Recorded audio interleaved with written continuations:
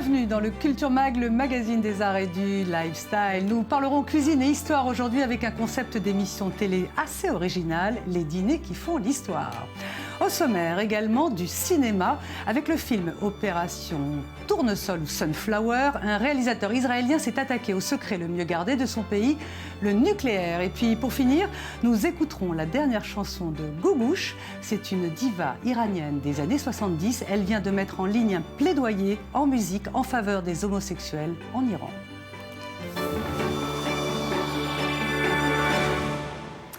Voilà pour le sommaire. Merci de votre fidélité à i24 News. Notre invité vient d'arriver. Bonjour, Gil Hovav. Nous allons parler nourriture et histoire avec vous. Mais auparavant, c'est quelques infos mode avec la fin des défilés hiver 2015 à Londres. Maintenant, c'est Milan qui prend la relève. Alors, on aura noté 2 défilés qui ont marqué la semaine anglaise. Celui de Burberry Prorsum.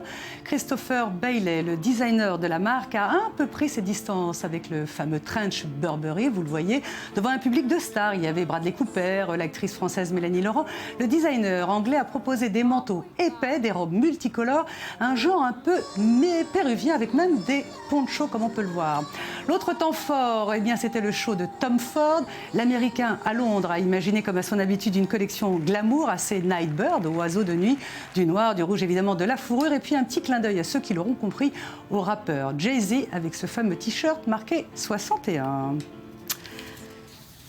Voilà, bonjour Gil Hovav. Donc vous aimez la mode, vous ? Je suis un diva, oui, c'est vrai. Regardez ma chemise, c'est joli, n'est-ce pas ? Vous vous déguisez souvent pour votre émission télé, on va le voir. Merci d'être sur le plateau du Culture Mag. Avec Alors, plaisir. vous êtes critique gastronomique depuis 25 ans. Vous avez publié pas mal de livres, vous avez un site. Et puis, votre nouvelle émission de télévision, c'est les dîners qui font l'histoire. C'est un mix parfait entre la nourriture et l'histoire. Vous en avez trouvé combien des repas qui ont marqué l'histoire ? C'est 20 repas et jusqu'à maintenant. Mais qui sait ? Oui. Il va y en avoir d'autres. Exactement. Alors, qu'est-ce que c'est un dîner qui fait l'histoire ?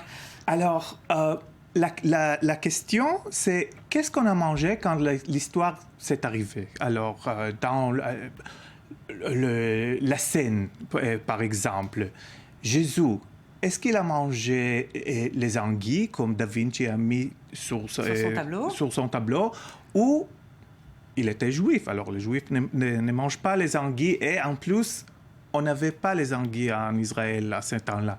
Alors, j'ai demandé qu'est-ce qu'on a mangé, et j'ai trouvé beaucoup de choses intéressantes. Et donc, à partir de là, vous avez l'idée de créer une émission avec donc une série de dîners qui ont marqué l'histoire. Donc, comment vous procédez-vous ? D'abord, vous posez des questions historiques, et ensuite, vous entrez en cuisine. Comment ça s'organise ? Et au télé, c'est la question historique d'abord, mais avec le recherche, c'était premièrement le plat que j'ai trouvé intéressant. Et après, j'ai cherché pour l'histoire entière. Alors, on va peut-être voir les images. Parfois, vous vous déguisez. Vous êtes déguisé en Louis XIV, c'est-à-dire que vous vous mettez en scène dans vos émissions. Oui. Je crois, ma mère m'a toujours appelé le roi Soleil et Napoléon Bonaparte. C'est une bonne maman, ça s'appelle. Oui, elle m'adorait. et j'ai toujours voulu d'être Louis XIV. Alors j'ai essayé et je dois dire que comme Louis XIV, je me semble comme une femme très laide. Mais alors, non, vous êtes déguisé pour Louis XIV, donc j'imagine pour un dîner qui a marqué l'histoire. Un dîner avec Louis XIV, c'était lequel, par exemple ? C'était le dîner dans lequel Louis XIV a volé le château de Vaux-le-Vicomte et son propriétaire. Et la vérité est que Louis XIV n'était pas très agréable. Mais ces dîners on l'a filmé dans le château. Et le château est tout à fait Oui, parce qu'à chaque magnifique. fois que vous faites un dîner qui a marqué l'histoire, vous allez dans le lieu. Donc vous avez tourné, j'ai vu, en Thaïlande, en Géorgie. Oui, aux États-Unis. Aux États-Unis, évidemment, en France, bien sûr, on le voit. Oui, donc à l'Angleterre. Et alors, comment ça se passe ? Vous reconstituez la recette après chez vous, à partir de quels recette est faite dans ma cuisine en Israël. Et après, on retourne à la place du dîner et on les mange, oui. Habillé comme la personne qui l'a mangé.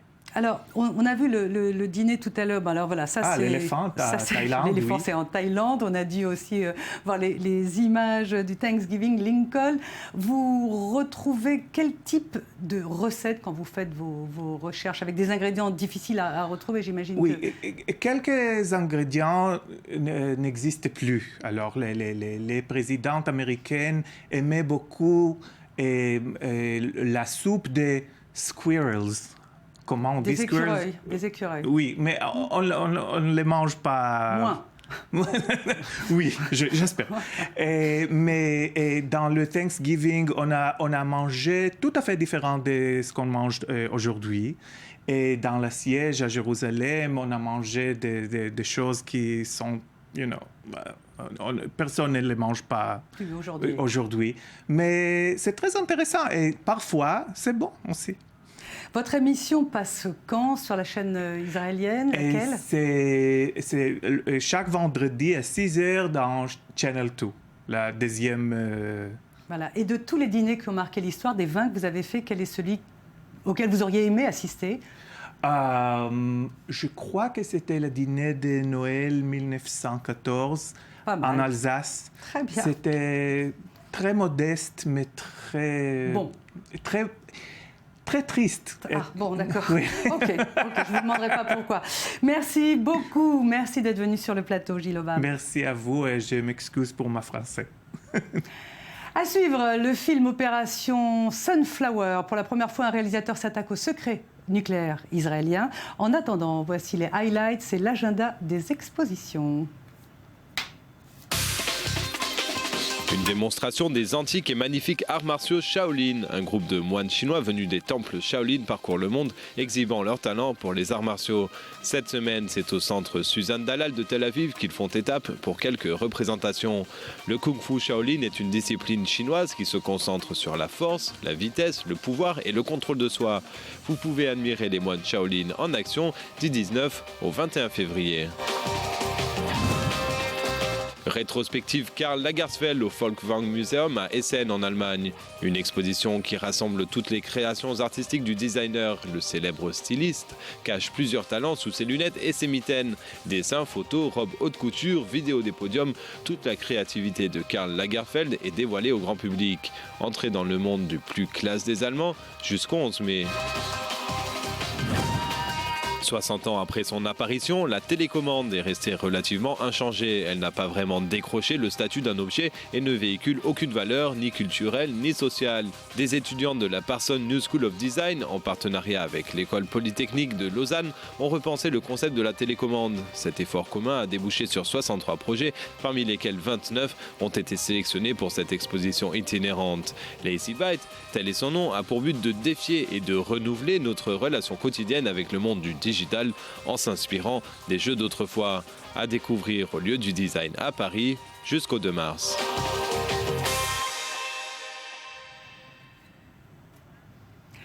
Du cinéma maintenant avec la sortie en Israël du film Opération Sunflower. C'est un film réalisé par Abraham Kushner. C'est un exercice intéressant parce qu'il est entre la fiction et la réalité et il s'intéresse à l'un des secrets les mieux gardés du pays, l'arme atomique. C'est un récit de Sandy Fortis.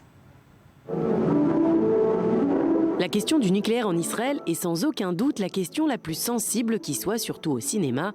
Il faut inventer sur des faits réels, tout en sachant que ces faits réels ne sont peut-être pas avérés. Abraham Kushner s'y est pourtant attaqué.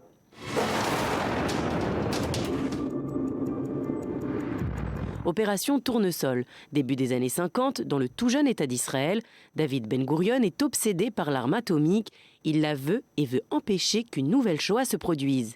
Le tout jeune Premier ministre d'Israël envoie en France le tout aussi jeune Shimon Peres afin de discuter du processus de construction d'un réacteur nucléaire bleu et blanc. Fiction, réalité, où s'arrête l'histoire, où commence l'invention. Franchement, je pense sincèrement qu'hormis la personne qui vit actuellement dans la résidence présidentielle, personne ne sait vraiment ce qui s'est passé.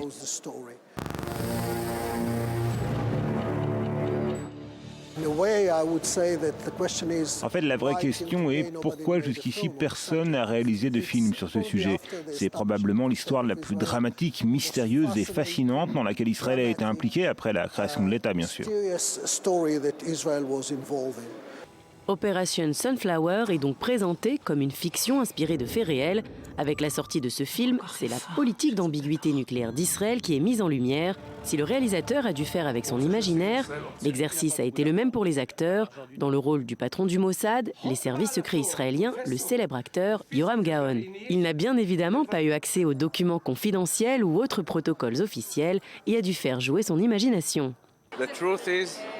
En réalité, je m'imaginais Issar Harel. Pourtant, je ne l'ai jamais vu. Je n'ai même jamais rencontré un membre du Mossad. Je disais mon texte en m'imaginant être le chef du Mossad, tout simplement.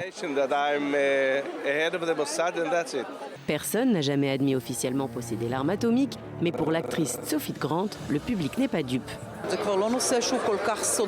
Ce n'est plus tellement un sujet tabou. Tout le monde sait ce qu'est un réacteur, tout le monde sait où il se trouve et tout le monde sait qui en possède un ou pas.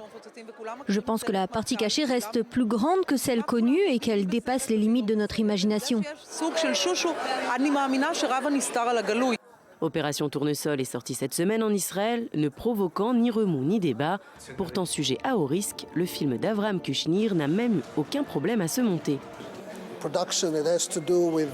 Toute production en rapport avec l'option nucléaire doit obtenir l'approbation de la censure. À ma grande surprise, ils étaient très ouverts, très libéraux. Je pense qu'il y a eu un grand changement dans l'attitude de la censure israélienne.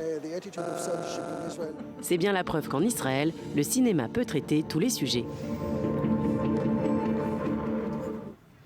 On va rester dans la région avec Anthony Grande qui vient d'arriver sur le plateau. Bonjour, merci. Bonjour. Comme chaque semaine, vous lisez la presse du Moyen-Orient pour nous, les pages culture notamment. Et vous avez trouvé cette semaine dans l'Egyptian Chronicle une info, allez, rigolote pour les femmes. Voilà, les chroniques d'Égypte, si vous voulez, un excellent blog. Et en racontant l'histoire d'un flash mob qui a eu lieu la semaine dernière au Caire pour les droits des femmes. Et certaines femmes ont rassemblé dans les rues pour danser. Pour évoquer les droits des femmes. Je crois qu'on peut regarder un peu.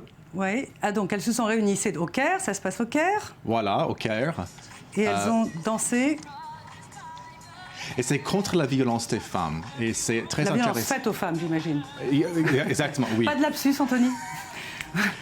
Tu as raison. Oui. Et c'est après les révolutions, on peut dire, c'est très intéressant de voir. Oui. Regardez, il y a un homme qui est passé qui n'avait pas l'air très concerné. Voilà. Quoi d'autre dans la presse du Moyen-Orient cette semaine? Aussi au Liban, oui, avec Now Lebanon. C'est l'histoire de la polémique en ce qui concerne la femme, une skieuse aux Jeux Olympiques libanaise qui s'appelle Jackie Chamoun. Et il y a 3 ans, elle posait avec torse nu sur une montagne au Liban. Les photos sont sur son page Facebook.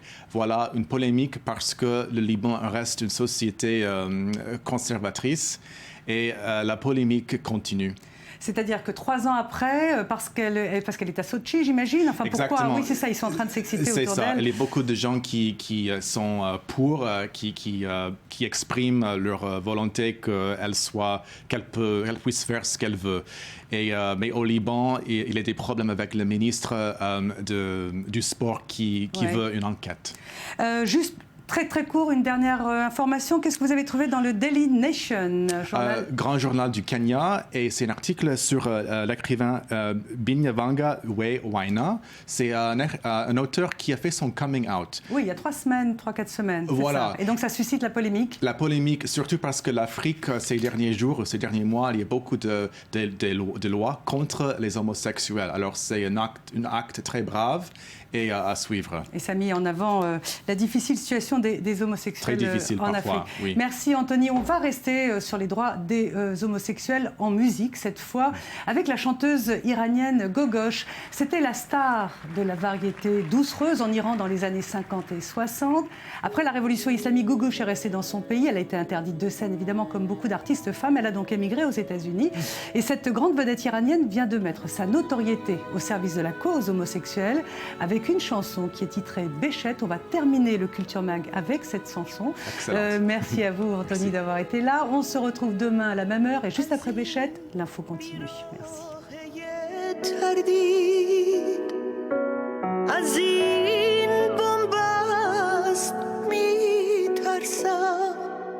من از حسی که های بین ما هنوزم هست میترسم ته این راه روشن نیست منم مثل تو میدونم نگو باید برید از عشق نمیتونی نمیتونیم